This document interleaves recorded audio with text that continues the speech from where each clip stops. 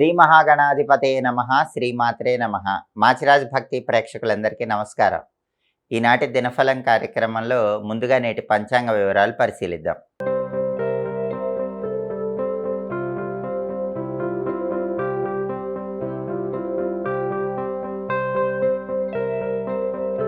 November 28 గురువారం దినఫలాన్ని పరిశీలిస్తే ద్వాదశి తిథి ఉదయం 6 గంటల 24 నిమిషాల వరకు ఉంది. ఆ తర్వాత త్రయోదశి తిథి వచ్చింది. చిత్తా నక్షత్రం ఉదయం 7 గంటల 35 నిమిషాల వరకు ఉంది. ఆ తర్వాత స్వాతి నక్షత్రం వచ్చింది. గురువారం చిత్తా నక్షత్రంతో కలిసి వస్తే చరయోగం ఉంటుంది, అంటే చెడు వార్తలు వినే అవకాశం ఉంది. ఉదయం 7:35 లోపు పని మీద బయటికి వెళితే ఏదో ఒక చెడు వార్త 12 రాసుల వాళ్ళు వింటారు. ఉదయం 7 గంటల 35 నిమిషాల తర్వాత స్వాతి నక్షత్రం వచ్చింది. గురువారం స్వాతి నక్షత్రంతో కలిసి వస్తే స్థిరయోగం ఉంటుంది. ఇది కూడా మిశ్రమ ఫలితాలే కలిగిస్తుంది. పెద్దగా యోగాలు గొప్పగా లేవు. అయినా సరే ప్రయాణాలు సక్సెస్ అవ్వాలన్నా, మీ పనులు సక్సెస్ అవ్వాలన్నా జీలకర్ర కొద్దిగా నోట్లో వేసుకొని పని మీద వెళ్ళండి. అప్పుడు చరయోగము స్థిరయోగము ఉన్న ఇబ్బందులు ఉండవు, చెడు వార్తలు వినరు, మిశ్రమ ఫలితాలు కాకుండా అనుకూల ఫలితాలు అందిపుచ్చుకోవచ్చు.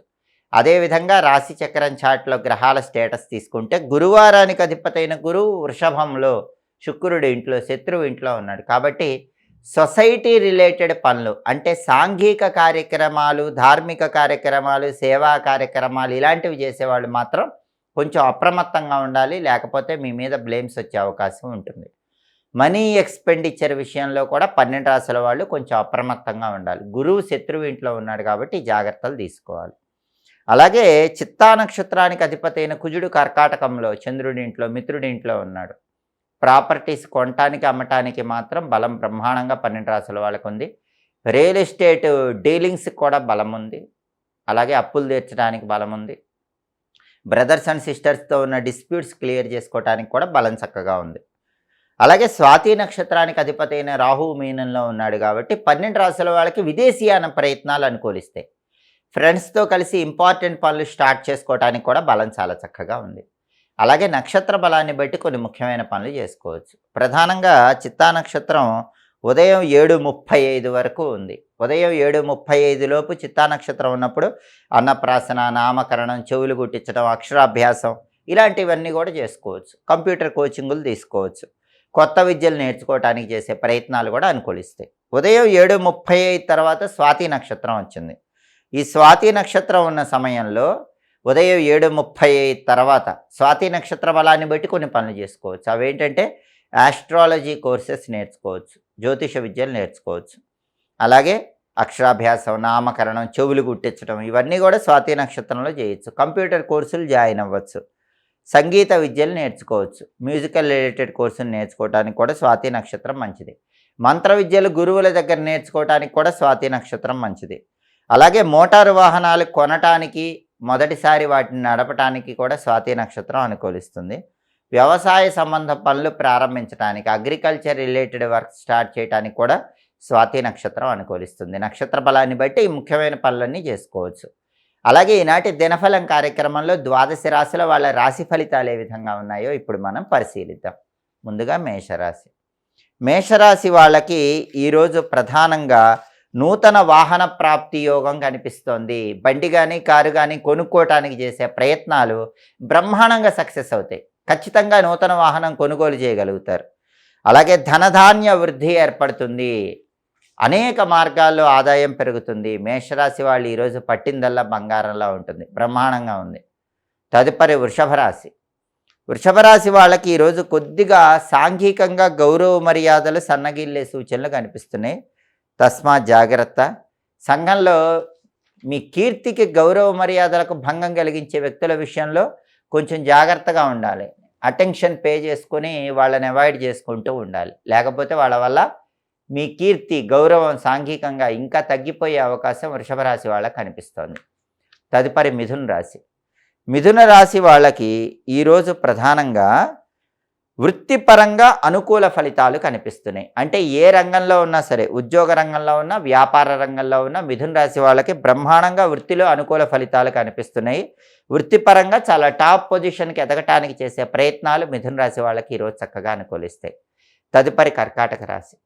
కర్కాటక రాశి వాళ్ళకి ఈరోజు ప్రధానంగా చెడ్డవారితో స్నేహం ఏర్పడే సూచనలు ఉన్నాయి, తస్మాత్ జాగ్రత్త. కాబట్టి ఈరోజు ఎవరైనా కొత్తగా ఫ్రెండ్స్ అవుతుంటే వాళ్ళ గురించి పూర్తిగా తెలుసుకొని ఫ్రెండ్షిప్లు చేయటం మంచిది. శత్రువులు పెరిగే సూచనలు కూడా ఉన్నాయి. కాబట్టి శత్రువుల విషయంలో కూడా కొంచెం అప్రమత్తంగా కర్కాటక రాశి వాళ్ళు ఉండాలి. వెల్లుల్లిపై దగ్గరుంచుకొని ప్రయాణాలు చేసుకోండి. శత్రు బాధలు మిమ్మల్ని ఇబ్బంది పెట్టవు. తదుపరి సింహరాశి. సింహరాశి వాళ్ళకి ఈరోజు ప్రధానంగా భగవంతుడి విశేషమైన అనుగ్రహం ఉంది, గురుబలం ఉంది. దానివల్ల తలపెట్టిన పనులన్నీ కూడా సర్వకార్యాలలో విజయాలు అందిపుచ్చుకోగలుగుతారు. కార్యసిద్ధి ఏర్పడుతుంది. విశేషంగా కష్టసాధ్యమైన పనులు కూడా చాలా సులభంగా సింహరాశి వాళ్ళు పూర్తి చేసుకోగలుగుతారు. తదుపరి కన్యారాశి. కన్యారాశి వాళ్ళకి ఈరోజు ప్రధానంగా భగవంతుడి అనుగ్రహం ఉంది, గురువుల బలం ఉంది. భగవంతుడి అనుగ్రహము, గురు బలం వల్ల విశేషమైన కార్యసిద్ధి ఏర్పడుతుంది. అనుకున్న పనులు అనుకున్నట్లు దిగ్విజయంగా పూర్తి చేసుకోగలుగుతారు. కష్టసాధ్యమైనటువంటి పనులు కూడా కన్యారాశి వాళ్ళు ఈరోజు చాలా సులభంగా పూర్తి చేసుకోగలుగుతారు. విశేషమైనటువంటి ధనలాభం కలిగే సూచనలు కూడా ఉన్నాయి. తదుపరి తులారాశి. తులారాశి వాళ్ళకి ఈరోజు విద్యారంగంలో అనుకూల ఫలితాలు కనిపిస్తున్నాయి. ప్రత్యేకంగా విద్యార్థులు కాంపిటేటివ్ ఎగ్జామ్స్లో షైన్ అవ్వటం, మంచి ర్యాంకులు తెచ్చుకోవటం, కావలసిన చోట సీట్లు తెచ్చుకోవటం, ఇలా ఎడ్యుకేషన్ పరంగా ఏదనుకున్నా సరే తులారాశి విద్యార్థులకు ఈరోజు చాలా బ్రహ్మాండమైనటువంటి ఫలితాలు కనిపిస్తున్నాయి. తదుపరి వృశ్చిక రాశి.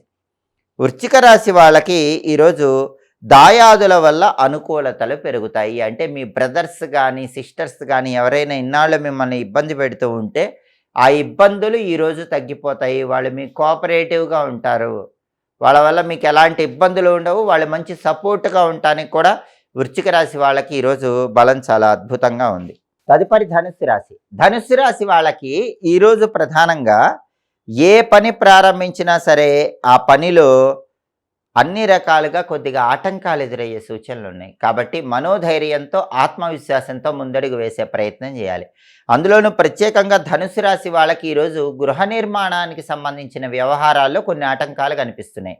గృహ నిర్మాణ పనులు ఆగిపోవటం ఇలాంటివి జరిగే సూచనలు ఉన్నాయి. అయినప్పటికీ మనోధైర్యంతో రావి చెట్టు దగ్గరకు వెళ్ళి పాలు పోసి ముందుకు వెళ్ళినట్లయితే అన్ని రకాలుగా గృహ నిర్మాణ పనులన్నీ విజయవంతమవుతాయి. తదుపరి మకర రాశి. మకర రాశి వాళ్ళకి ఈరోజు ప్రధానంగా వృత్తిపరంగా అనుకూలతలు కనిపిస్తున్నాయి. ఉద్యోగ రంగంలో కానీ వ్యాపార రంగంలో కానీ ఏ రంగంలో ఉన్నా అనుకున్న పనులు అనుకున్నట్లు దిగ్విజయంగా పూర్తి చేస్తారు. కార్యసిద్ధి ఏర్పడుతుంది. తదుపరి కుంభరాశి. కుంభరాశి వాళ్ళకి ఈరోజు వ్యాపార పరంగా విశేషమైనటువంటి లాభాలు కనిపిస్తున్నాయి.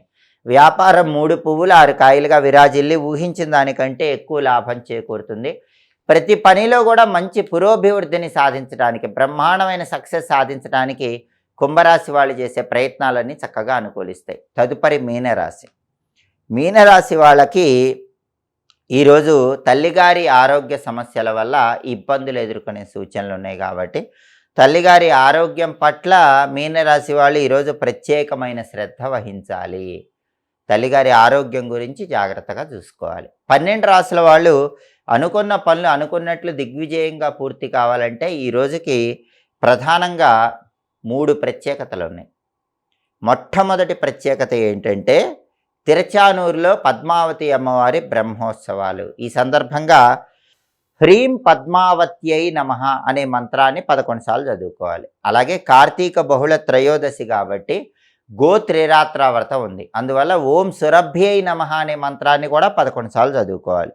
దాంతోపాటు ఈరోజు యమదీప దానం అనేటటువంటి ప్రక్రియ ఉంటుంది. అందుకని యమాయ నమః అనే మంత్రం కూడా 11 సార్లు చదువుకోవాలి. 3 ప్రత్యేకతలు ఉన్న శక్తివంతమైన రోజు కాబట్టి 12 రాసుల వాళ్ళు హ్రీం పద్మావత్యై నమః మంత్రం 11 సార్లు, ఓం సురభ్యై నమః మంత్రం 11 సార్లు, యమాయ నమః మంత్రం 11 సార్లు చదువుకొని వెళితే మీకు తిరుగుండదు. బ్రహ్మాండమైన సక్సెస్ ఉంటుంది.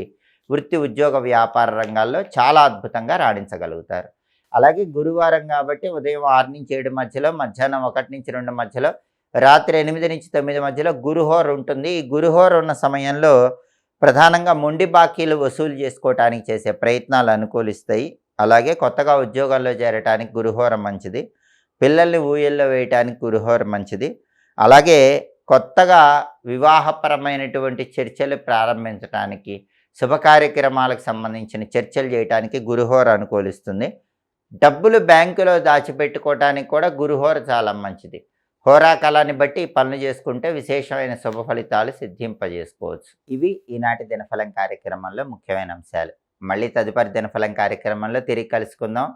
ప్రతిరోజు ద్వాదశ రాశుల వాళ్ళకి రాశి ఫలితాలు ఏ విధంగా ఉన్నాయో తెలుసుకోవాలనుకున్నా, నక్షత్ర బలాన్ని బట్టి ప్రతిరోజు ఆచరించాల్సిన విధులేంటో తెలుసుకోవాలన్నా, యోగాన్ని బట్టి ప్రయాణాలు చేయవచ్చో లేదో వాటికి సంబంధించిన పరిహారాలు ఏంటో తెలుసుకోవాలన్నా మా మాచిరాజ్ భక్తి ఛానల్ తప్పకుండా చూడండి.